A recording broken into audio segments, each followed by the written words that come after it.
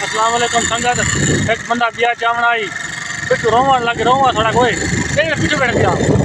ये कुछ चाहते साउंड बाहर निकलते पे यानी कि इधर रास्ते फोन आ गए मैं कुछ चाहिए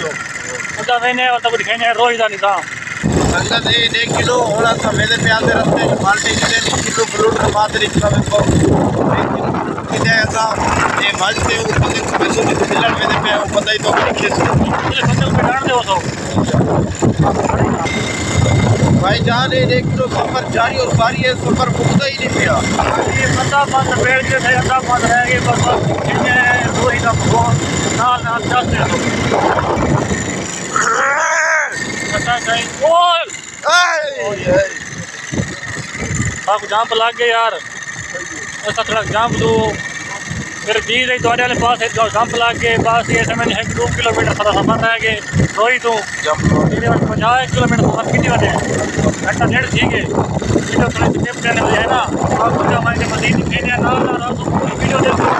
इंशाल्लाह तो मज़ा आते